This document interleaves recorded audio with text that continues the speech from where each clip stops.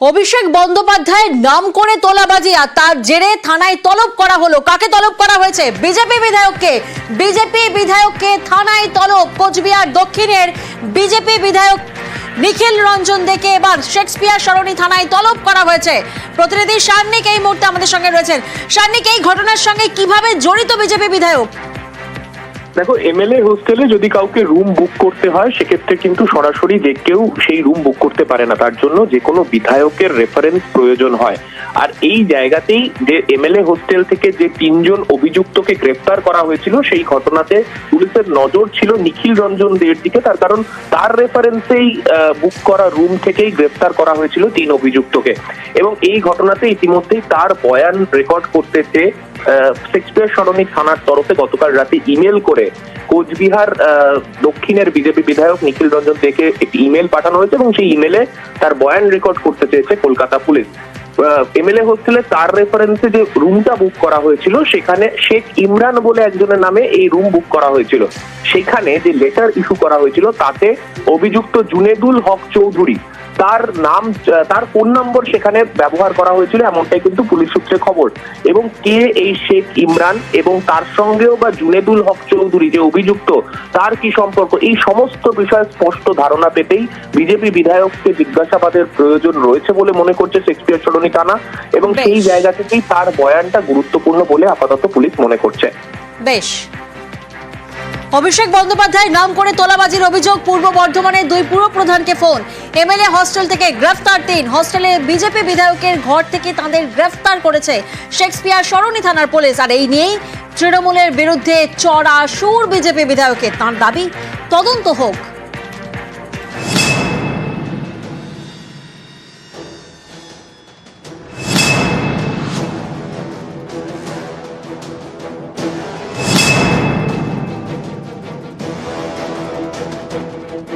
আমাকে বললো এমএলএ হোস্টেলে আপনি চলে আসবেন, ঠিক আছে?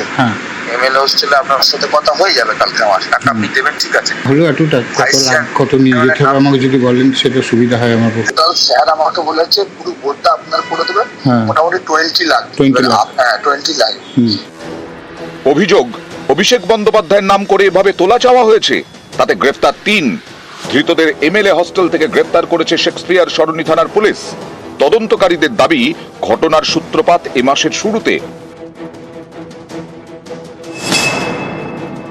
পূর্ব বর্ধমানের কাটোয়ার তৃণমূল পুরপ্রধানকে ফোন করে টাকা চাওয়া হয় বলে অভিযোগ।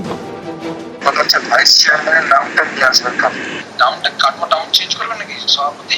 না, স্যার আমাকে বলেছে পুরো বোর্ডটা আপনার করে দেবেন, মোটামুটি 20 লাখ। হ্যাঁ, 20 লাখ। এভাবে ফোনে তোলা চাওয়ার বিষয়টি গুরুত্ব দেননি কাটোয়ার তৃণমূল পুরপ্রধান সমীর সাহা। গত মঙ্গলবার একই কায়দায় টাকা চেয়ে ফোন যায় কালনা তৃণমূল পুরপ্রধান আনন্দ দত্তর কাছে। তাঁকেও এমএলএ হোস্টেলে টাকা নিয়ে যাওয়ার কথা বলা হয়। তিনি বিষয়টি তৃণমূল নেতৃত্বকে জানান, পুলিশেও নালিশ করেন। এরপরেই যিনি ফোন করেছিলেন তার মোবাইল ফোনের লোকেশন ট্র্যাক করে পুলিশ। তাতে দেখা যায় লোকেশন হচ্ছে এমএলএ হোস্টেল। সেখানে গিয়ে 3 অভিযুক্তকে গ্রেফতার করে পুলিশ। হঠাৎ একটি হোয়াটসঅ্যাপে ফোন আসে, তো ওনারা কালকে চলে আসুন, আসুন আপনার সঙ্গে লাঞ্চ টেবিলে আপনার সঙ্গে কথা বলবো, এমএলএ হোস্টেলে কথা হবে। না, 1 হাত নিয়ে আসবেন। 1 হাত বলতে 5 লাখ। ফোনটা যা এসেছিল আপনার জানতো, আপনার যে নামটা করেছিল যে অভিষেক ব্যানার্জি অফিসের নাম করে এসেছিল। আবার এই গত পরশুদিন কালনা মিউনিসিপ্যালিটি চেয়ারম্যান আনন্দ দত্তকে ফোন করে, সেই লোকটাই কিনে জানি না, ফোন করে যে আপনিও খুব কর্নারে আছেন, যে কোনো সময় আপনাকে সরিয়ে দেওয়া হবে। সে তাকে জিজ্ঞাসা করে কোথায় দেখা করতে হবে, তখন বলে এমএলএ হোস্টেলে। অভিযোগ, কোচবিহার দক্ষিণের বিজেপি বিধায়কের নাম করে এমএলএ হোস্টেলে তাঁর ঘরে ওঠে ধৃত 3 যুবক। সেখান থেকেই তাদের গ্রেফতার করে পুলিশ।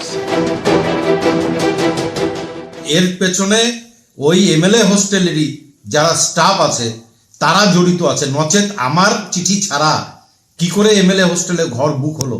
আমি এর ব্যাপারে পূর্ণাঙ্গ তদন্ত দাবি করছি। নিউজ 18 বাংলা।